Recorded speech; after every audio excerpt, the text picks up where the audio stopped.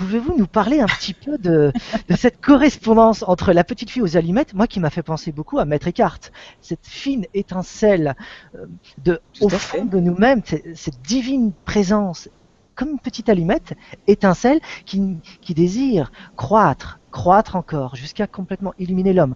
Et ce conte-là me faisait penser à ça.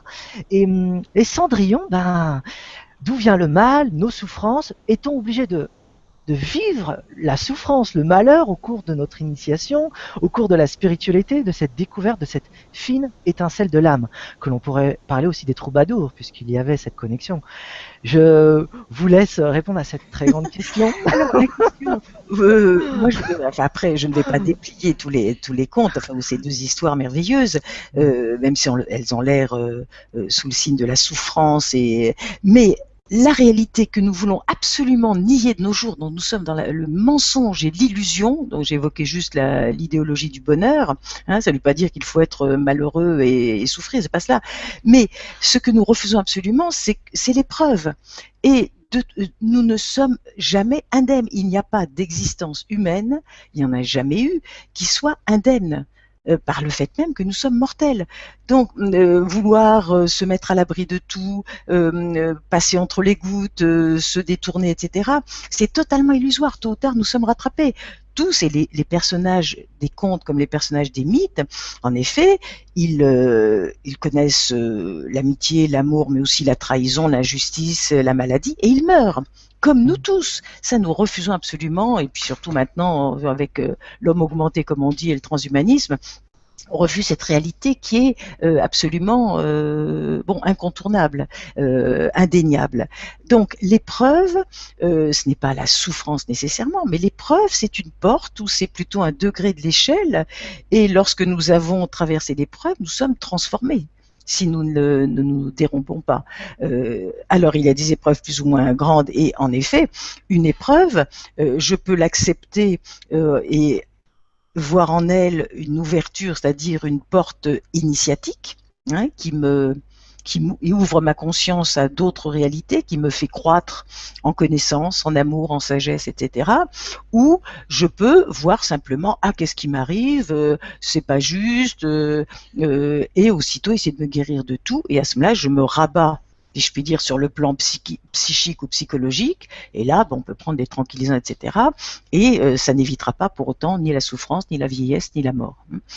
Voilà. Alors, la petite fille aux allumettes, ce qui est très intéressant, c'est que, c'est pour ça, moi, j'insiste toujours, nous avons les textes, donc relisons les textes originels. Hein. Et quand on évoque la petite fille aux allumettes, aussitôt, la plupart des personnes diront « Ah, c'est triste, ça finit mal, en effet, parce que elle meurt à la fin. » Mais si vous relisez le texte originel, donc d'Andersen, en effet, ce n'est pas très joyeux parce que cette petite fille, elle vit avec des parents absolument détestables, elle est pauvre, il fait froid, c'est la fin de l'année, elle voit que tout le monde est pressé pour aller faire le réveillon et personne ne lui donne d'argent pour acheter ses petites allumettes. Et à un moment, elle a tellement froid qu'elle commence à craquer l'une après l'autre ses allumettes, avec le symbole que vous avez évoqué, en effet, à quoi se réchauffer quand tout est perdu, personne ne vous regarde et apparemment personne ne vous attend et personne ne vous aime, à quoi se réchauffer dans ce monde? À quoi se réchauffer en ce monde? Et ce qui est très intéressant, c'est que cette petite lumière, en effet, va ouvrir des portes. Et elle traverse les murs et elle a de plus en plus des visions. C'est vraiment écrit ainsi chez Andersen. Elle a des visions jusqu'à une vision qui passe qui monte d'ailleurs par les bougies du sapin et après, elle voit son ancêtre, sa grand-mère lui apparaître et lui, la seule personne qui était bienveillante envers elle. Et il y a un lien donc avec l'au-delà, avec l'invisible. Il y a toujours dans les contes, comme dans notre existence, mais savons-nous voir et entendre, et savons-nous répondre, il y a toujours des signes et des secours. À nous de prendre la main, à nous de répondre. Mais il y a toujours des signes, des secours. Alors dans les contes, ce sont les fées, la fée marraine, ou des aïeuls, ou en effet, ça peut être un animal guide, un animal enchanté. Voilà. Et cela finit, le conte est très court. En effet, elle meurt de froid. Après avoir craqué toutes ses allumettes, elle meurt de froid. Mais le conte se termine en disant qu'elle a un grand sourire sur le visage, et en effet, elle avait retrouvé le ciel et sa bonne grand-mère.